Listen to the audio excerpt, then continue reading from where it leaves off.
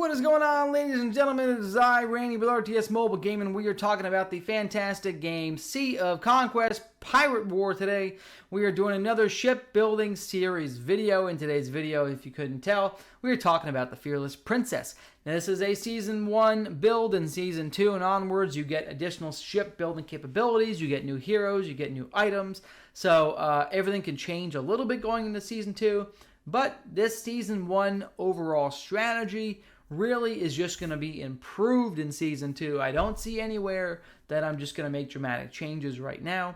So here we go. First off, Fearless Princess is an absolute monster. You could use Fearless Princess for a build that is not a strategist build, but you'll be missing out on some amazing bonuses. First of all, you get great attack, you get great bonus damage. So here you have 7% attack, 7% damage of all types. Very, very strong off the bat. And then you have two bonuses that are specific to strategic. Okay, Coordinated Assault does a lot of strategic damage every time the ship does a basic attack. Okay, it can trigger every 5 seconds. And then you have this 5% stacking buff that will stack up to a total of 20% over a few seconds into the fight, really, and just amplify the strategic damage that you are dealing. So it's really, really powerful. All right.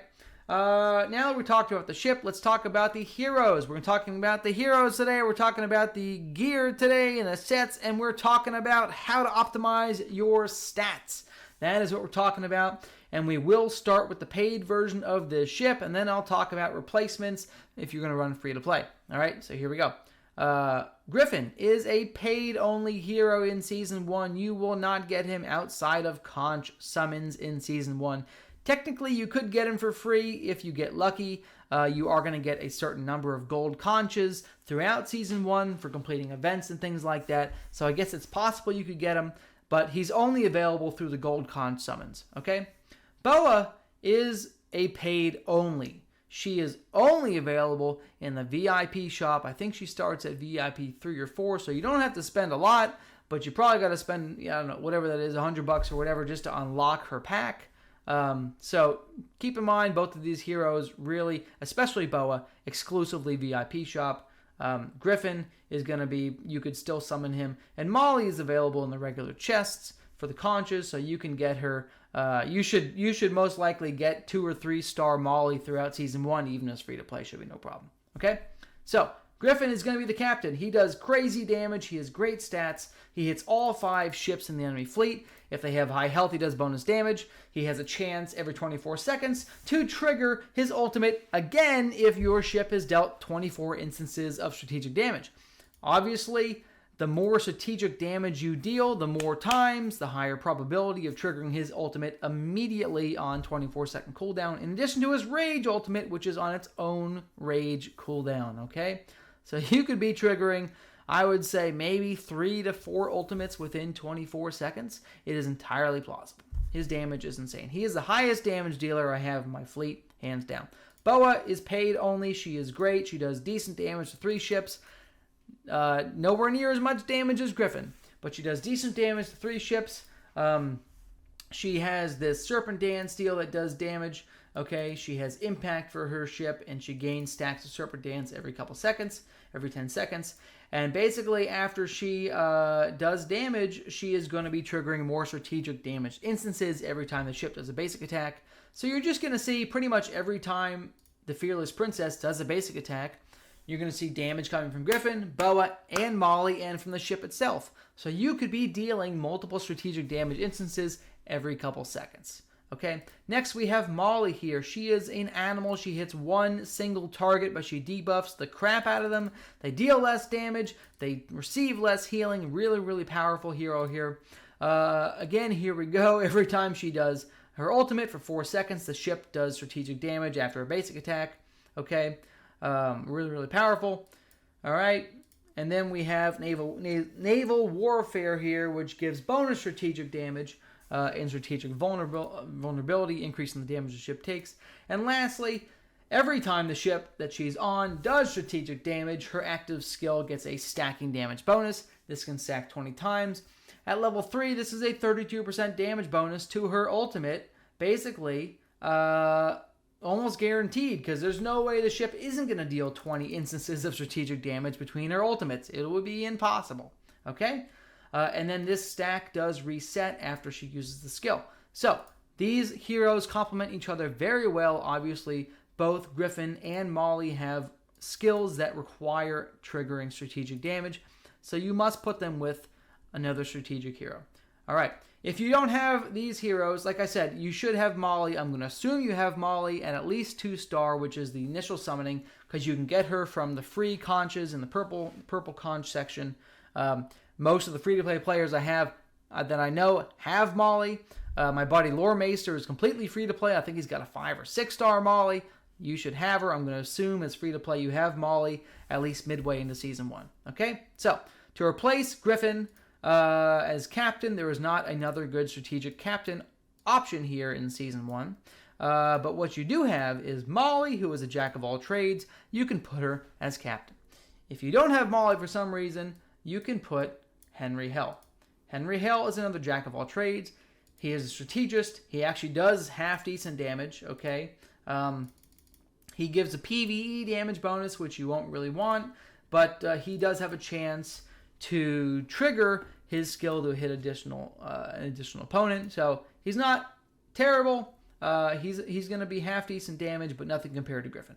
So if you're replacing Griffin, I would put Molly as the captain, and then or plan C would be Henry Hell, okay? If you're replacing Boa, let's talk about that real quick. A strategic hero that will replace Boa is going to be Delilah. She is available in the shop for conches with the purple conches. You should hopefully have her at 3 or 4 stars by the time you're halfway through Season 1. And she's going to be great for the strategic ship because she gives an enormous amount of rage regeneration for the first 12 seconds. So you could see a stampede of damage coming from your ship in the first 12 seconds would be fantastic, okay? She also increases strategic damage, and she does a little bit of damage herself, not too bad, and applies strategic vulnerability. So she's a great support to have in that first mate slot, all right? And lastly, like I said, I'm assuming that you have Henry Hell. I would stick Henry Hell in the gunner slot because he's a jack of all trades. However, if you don't have Henry Hell, it wouldn't be the end of the world if you happen to throw in Django. Django is super strong, especially if you have him paired with Delilah, because he is going to be giving a ton of rage regeneration to all the ships, plus some attack, and he's overall a decent support, okay? And if you don't have Django, you could use any really one of your other heroes that fit the gunner slot. Make sure you're using somebody that's either a gunner or a jack of all trades.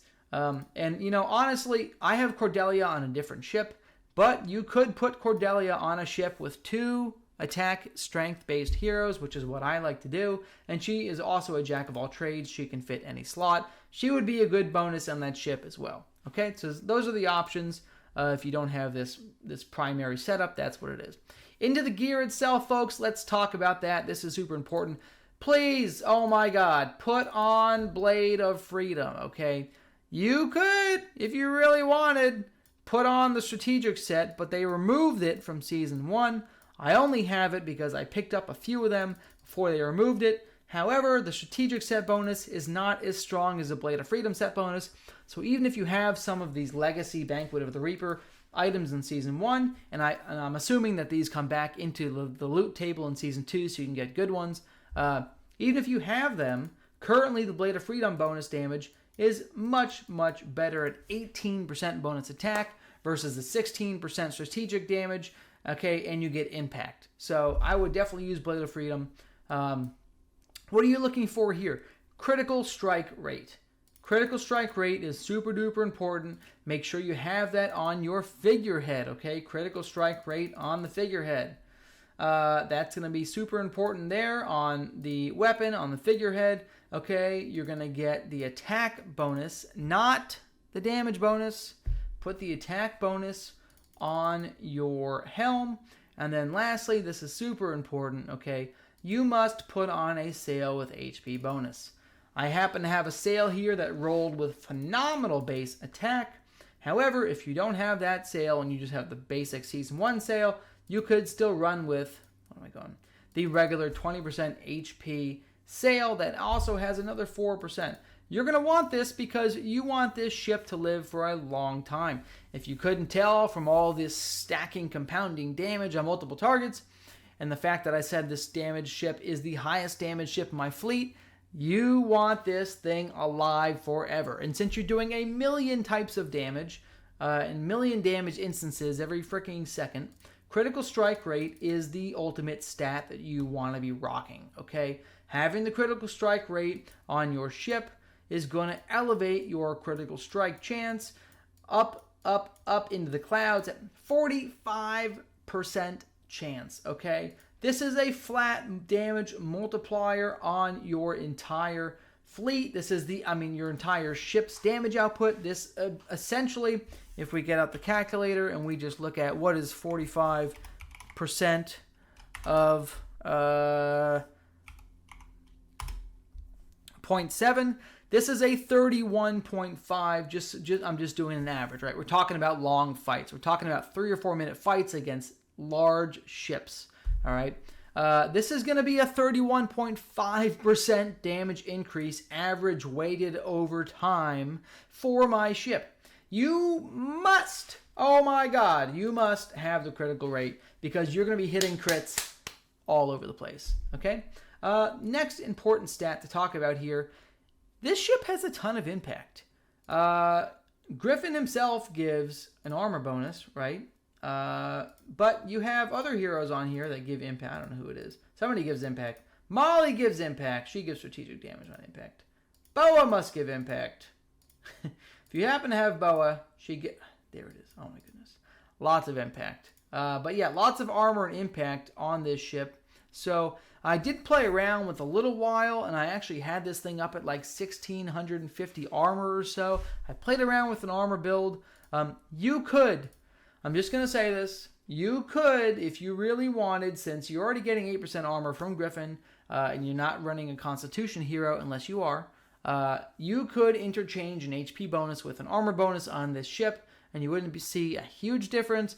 The only reason I'm prioritizing HP on this ship is because cutthroats don't care about the armor. They're going to attack the ship with the lowest HP, and I don't want this ship to die first. All right? So, guys, that is basically the video here. I'll show you the rest of my attack stats. Again, you can see my damage is through the roof. It's really fantastic. I can't stress enough how important the critical strike is. It's so nice. And having this high impact from the rest of my gear is really beneficial as well, because there's not a lot of people that have this much armor unless they're going for an armor-focused build and have at least 2 pieces with armor on it. It's really tough to get to this point at level 27. Okay? So, like and subscribe if you have enjoyed this video, folks. What does that do? Oh, look at this. Oh, they're recommending the lineup I'm using. This is great. I'm not gonna do that. But anyways, like and subscribe. Randy out.